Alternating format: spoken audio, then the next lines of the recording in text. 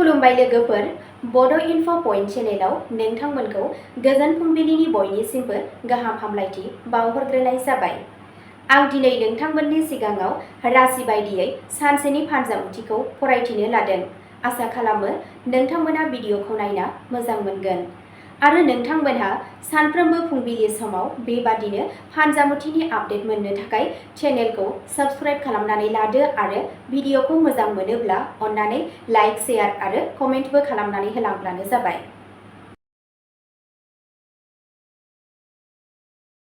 दिनै 22 नभेम्बर 2025 मायथाइ एबा 5 आघन दान 1432 मायथाइ सनिबार। गिबियावनो दङ मेष राशि। दिनै नोंथाङा माबा मोनसे गोदान जागायजेननो थुलुंगा मोनगोन। नोंथांनि खामानिया गोदानथि आरो थुलुंगाखांनायखौ दिन्थिगोन, जाय नोंथांनि बैसोगोराफोरनि गोसोखौ बोनो हागोन। रांखान्थियारि बिथिङाव सोलोजों थिरांथा लानाय, फिसा रां थिसननाया मुलाम्फा गोनां जागोन। नखरनि आबहावाया गोजोनथाव जागोन। नोंथाङा सासे गेदेरनि बोर मोनगोन। नोंथांनि फोथायथिया बांगोन आरो गोदान सोमोन्दोफोरा मुलाम्फा गोनां जागोन। नोंथांनि दिनैनि खाफाल गोनां दिगा जादों सा-सानजा, खाफाल गोनां अनजिमाया जादों 9 आरो खाफाल गोनां गाबा जादों गलापि गाब। वृषभ राशि। दिनै दिदोमथि आरो फोथायनाया नोंथांनि लामा दिन्थिग्रा खान्थिफोर जागोन। फालांगि एबा साख्रियाव थाद'नाय गैयै नाजानाया दावगानायनि नेरसोन दिन्थिगोन। नोंथाङा सासे गोजाम लोगोनिफ्राय मोनसे मुलाम्फा एबा खाबु मोननो हागौ। नखरनि रंजा-बाजा जानायनि थाखाय सम हगारनाया मोजां जागोन। गावनि सावस्रिनि सायाव नोजोर हो आरो जिरायनायाव गोसो हो। नोंथांनि दिनैनि खाफाल गोनां दिगा जादों सोनाब, खाफाल गोनां अनजिमाया जादों 6 आरो खाफाल गोनां गाबा जादों निला गाब। मिथुन राशि। दिनै नोंथांनि बिबुंथि आरो बानबुंथिया थासारिखौ गोबां बांहोगोन। फोरोंनाय, लिरनाय एबा रायज्लायनायाव नांथाबना थानाय सुबुंफोरा मान आरो खाबु मोनगोन। दावबायनाया गुसुं नाथाय मुलाम्फा गोनां जागोन। राङारि सानथांखिफोराव धोर्य लाखि आरो थाबैनो थिरांथा लानायनिफ्राय गोजानाव था। सोमोन्दोआव रोखा लाखि। नोंथांनि दिनैनि खाफाल गोनां दिगा जादों सा-सोनाब, खाफाल गोनां अनजिमाया जादों 12 आरो खाफाल गोनां गाबा जादों जोंथि गुफुर गाब। कर्क राशि। दिनै नोंथाङा गावनि सिंनि मोनदांथिखौ मोजां राहाजों बाहायनो हागोन। नोंथाङा नखर आरो नखरनि आयदाफोराव समानथि लाखिगोन। खामानि थिलियाव धोर्य लाखि, फिसा जेंनाया थाबैनो सुस्रांजागोन। राङारि लेनदेनफोराव गोरोंथि लाखि। रेजें थाबायनाया नोंथांनि सावस्रिनि थाखाय मुलाम्फा गोनां जागोन। नोंथांनि दिनैनि खाफाल गोनां दिगा जादों खोला-सोनाब, खाफाल गोनां अनजिमाया जादों 5 आरो खाफाल गोनां गाबा जादों गोजा गाब। सिंह राशि। दिनै नोंथांनि सोरजिलु आरो फोथायथिखौ मोजाङै दिन्थिनाय जागोन।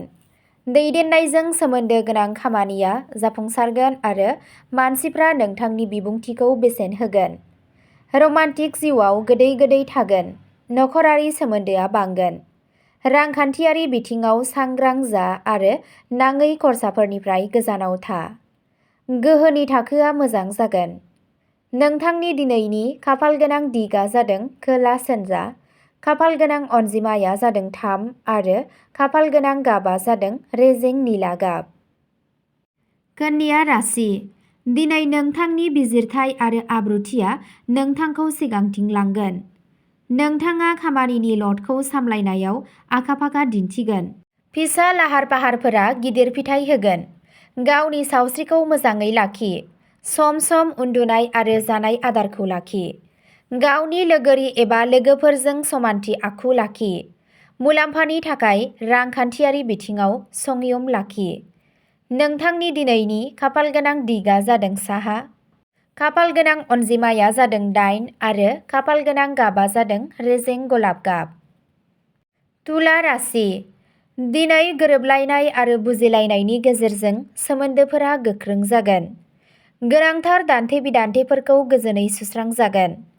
नोंथाङा लोगोफोर एबा बाहागोआरिफोरनिफ्राय मदद मोनगोन। मुलाम्फानि गोदान फुंखाफोरा ओंखारनो हागौ, नाथाय डकुमेन्टफोरखौ मोजाङै नाय। आरिमु आरो समायनाजों सोमोन्दो गोनां खामानिफोरा फिथाइ गोनां जागोन। नोंथांनि दिनैनि खाफालगोनां दिगआ जादों सानजा, खाफालगोनां अनजिमाया जादों 2 आरो खाफालगोनां गाबआ जादों अख्रां गोथां गाब। वृश्चिक राशि। दिनै नोंथांनि नोजोरा गोथौथिनि सायाव थागोन आरो नोंथाङा जेथोगोनां आयदाफोरखौ सुस्रांनायाव जाफुंसार जागोन। फालांगि आरो खामानियाव गेबें थिरांथाया मुलाम्फा गोनां जागोन। नखरनि सोरबा सासेनि बोसोन होनाया हेफाजाब होनो हागौ। सिगांनि रुजुनायाव सावस्रिया जौगानायखौ दिन्थिगोन, थेवब्लाबो एसेल' जोथोन लानायनि गोनांथि दं। गावखौ फोसाबनायनि थाखाय मोनसे मोजां सान। नोंथांनि दिनैनि खाफालगोनां दिगआ जादों साहा, खाफालगोनां अनजिमाया जादों 11 आरो खाफालगोनां गाबआ जादों गोमो गाब। धनु राशि। दिनै नोंथांनि सानस्रि आरो नोजोरा गुबुनफोरखौ गोसो बोनो हागोन। गोदान सानस्रि आरो बिथांखिफोरा जाफुंसार जागोन। बाहागोदारिनि खाबुफोर ओंखारनो हागौ। दावबायनायनि गेजेरजों मुलाम्फा जानायनि जाथावना दं। समानथि रां थिसननाया रांखान्थियारि बिथिङाव मुलाम्फा गोनां जागोन। नखरनि गोजोन थागोन। नोंथांनि दिनैनि खाफालगोनां दिगआ जादों सानजा साहा, खाफालगोनां अनजिमाया जादों 1 आरो खाफालगोनां गाबआ जादों रेजें गेरुवा गाब। मकर राशि। दिनै नोंथांनि खस्थ' आरो दिदोमथिनि फिथाइखौ नुनो मोनगोन। गोख्रों बिथांखिफोरा जाफुंसारगोन आरो बैसोगोराफोरनि मददआ दिदोमै थागोन। रांखान्थियारि बिथिङाव जौगानायनि नेरसोन दं। दोनथुमनायनिबो फारसे गोसो हो। समाजारि मान सन्मानआ बांगोन। सावस्रिया मोजाङै थागोन। सरासनस्रा ब्याम खालामनाया मुलाम्फा जागोन। नोंथांनि दिनैनि खाफालगोनां दिगआ जादों खोला सोनाब, खाफालगोनां अनजिमाया जादों 4 आरो खाफालगोनां गाबआ जादों मुगा गाब। कुम्भ राशि। दिनै गोदान सानस्रिफोरखौ बाहायनायाव लाबोनायनि सान। गोदान सानस्रिया खामानि आरो फालांगि मोन्नैखौबो मुलाम्फा होगोन। समाजारि सोमोन्दोआ खाबु होगोन। हानजायारि खामानि मावनाया मुलाम्फा गोनां जागोन। रमान्टिक सोमोन्दोआव सोरां आरो गोसो गुदुं बुब्लिफोर थागोन।